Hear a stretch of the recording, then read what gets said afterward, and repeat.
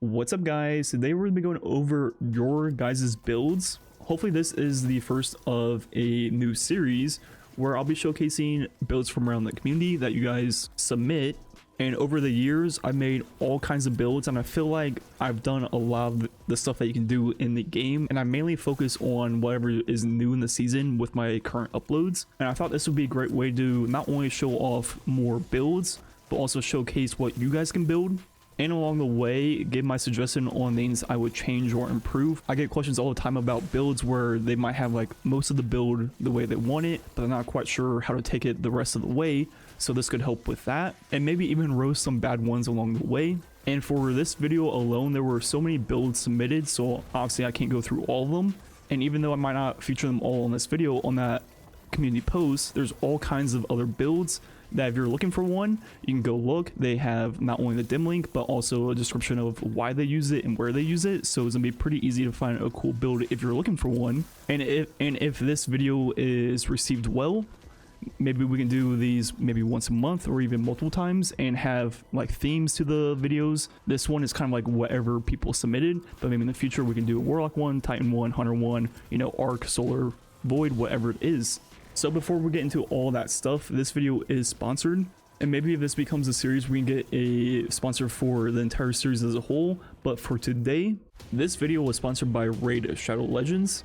Come closer to your screen. Let me tell you a little secret, a secret about a hidden gem, a free hidden gem, someone that costs you nothing but makes your entire life millions of times better. It also happens to be the greatest mobile game of all time, Raid Shadow Legends. Raid's got a ton of champions, over 600 now. All these champions come from unique factions, each with their own history in the world of Teleria. And my favorite faction is the High Elves. I always love elves. They're just my favorite in every fantasy story. The elves in Raid are pretty awesome. They formed civilizations like thousands of years ago, surviving orc rampages and the collapse of the Lizard Man Empire, which I absolutely want to learn more about. Then Sephiroth got into their heads and created the Dark Elves. These guys were obsessed with power, and they tried to convert the whole kingdom of Arabia to shadow magic, but then they got caught out and the whole kingdom descended into civil war. It was very brutal, but in the end the Dark Elves got exiled and Arabia rebuilt as best as they could, and they did it pretty well. The kingdom is now the brightest, richest, and most powerful country in the entire realm. And my favorite has been using the Royal Guard for one reason and one reason alone: wrecking bosses. He has an extremely powerful ability that scales damage based on enemy max HP. It's all about that DPS.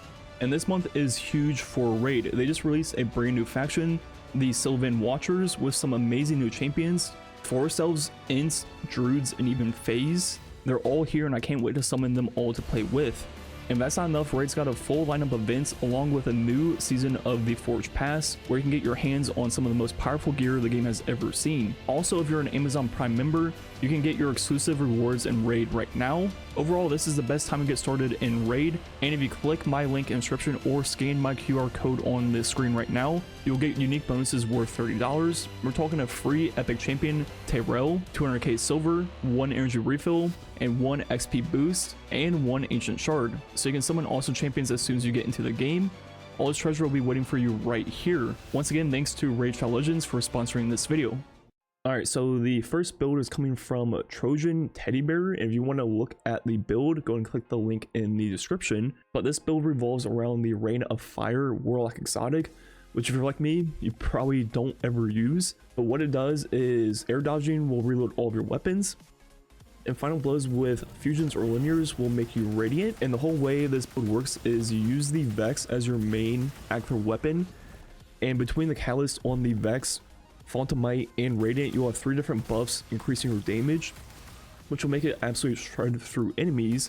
Then you also have the Healing Aid with the aspect to make it restoration times 2, and you have the fragments which will increase the duration of both Radiant and Restoration, along with the one where Solar Final Blows will return time back to those 2 buffs. Then with the reloading from using your Icarus Dash on a 5-second cooldown and swapping to the linear mode with the Vex, you will never have to reload the weapon. And overall, I really like this build. Vex is one of the hardest hitting primaries, and I love it for things with champions because of the fact that it has infinite ammo for like the linear fusion mode, which is really good versus champions. And I can see this build being very good for raids or anything with a boss fight. Pair it with the Cataclysmic, to take advantage of the solar font of might. And usually most boss fights you have time for maybe 2 mags with the 4 times the charm on the cataclysmic, and with the fact that you can use your Icarus Dash to reload, you know, that will obviously save you a lot of time, and you'll definitely be pushing more DPS on Warlock than you can with almost any other exotic. The only things I would change for this build is they're running Well of Life, which is kind of overkill with Restoration ×2 at all times already. But there's really nothing great you can put in its place. So maybe I would just put Font of Wisdom, or just another way to create elemental wells. You know, I would say Ordnance, but we're using a Healing Grenade.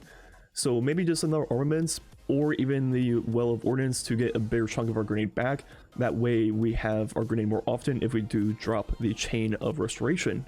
Then along with that, the 2 fragments they're using are already obviously the best to increase the duration of the buffs. But then the other 2, there's not anything great to choose, so I don't blame you for using the 2 that you're using.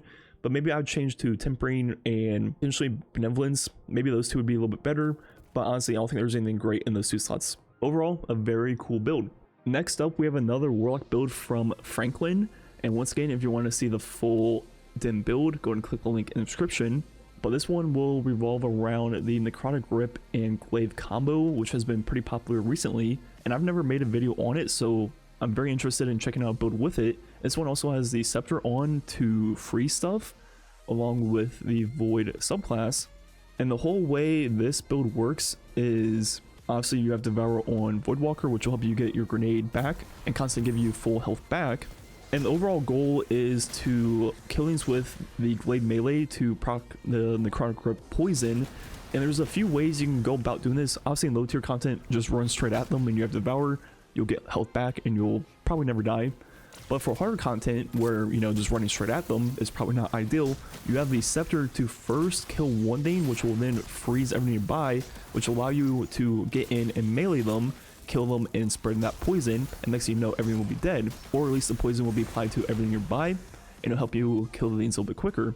Or you have your suppressor grenade, which you can throw first to suppress them, then go in with the Glaive melee. So I really like how they have 2 different ways to like set up engagements to actually take advantage of the Glaive, and it makes it a lot more useful in all ranges of content, not just easy stuff. I mean, between the shattering of the frozen target, the poison, I mean, everything just dies. I think it's very smart the way they tied in Chargeable Light with the extra reserve mod, because we're using double special that will help us get special ammo drops as we get kills while Chargeable Light, which will be more or less all the time with this build. So overall, very solid build, and I really like everything they're doing here. I think everything has a reason and it works really well. The things I would change about this build is, first, when I spawned in with this build on, I thought my character broke its legs. You have Balance Glide on? Balanced? Why? Use Burst. I literally jumped and went nowhere. I was so confused.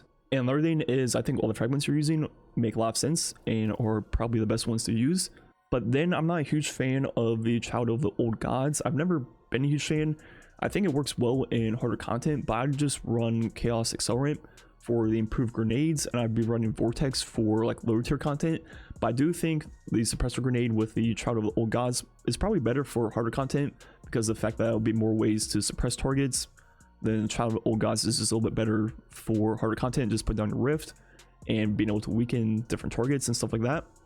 So once again, I think everything you're doing here makes a lot of sense outside of Balance Glide, and overall a very cool build. And the last build for this video will be a Hunter build from the Jman, and once again the link will be in the description. And the whole theme of this build is the Mask of Bacchus along with Legend of Acreus and the Stasis subclass.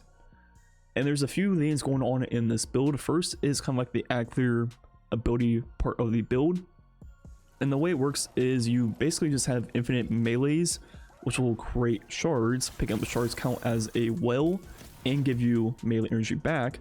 And since they count as a well, we are running Elemental Charge to become Chargeable Light, and with those stacks we have Heavy Handed to help get our melee back, along with Energy Converter to get chunks of our super when we throw our grenade.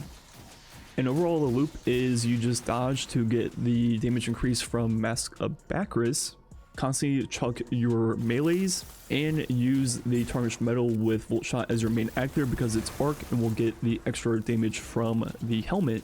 And on top of all that, your Dustfill Grenade has the crystal in the middle, which you can destroy for the 5 seconds of increased grenade recharge rate, which will further help get our grenade back. Then when it comes to high health targets, you have the Legend of Accuracy. All you have to do is use your dodge to get the 10 seconds of increased damage with the arc weapon, then throw your dust field to both slow and freeze the boss, giving you even more damage with the Legend of Accuracy. So I think a lot of the subclass stuff they have going on makes a lot of sense here. The two things I would change are two of the mods. So we have Energy Converter on, which at best we're gonna have 2 stacks of Charge Light. So when we throw a grenade, it's not that big of a chunk of our super anyways, so I don't think we're getting that much value out of this mod. And the other one is Powerful Friends, which I'm assuming they're using just for the plus 20 mobility, which is fair enough. But I think if we make a few simple changes, this build just goes to like the next level.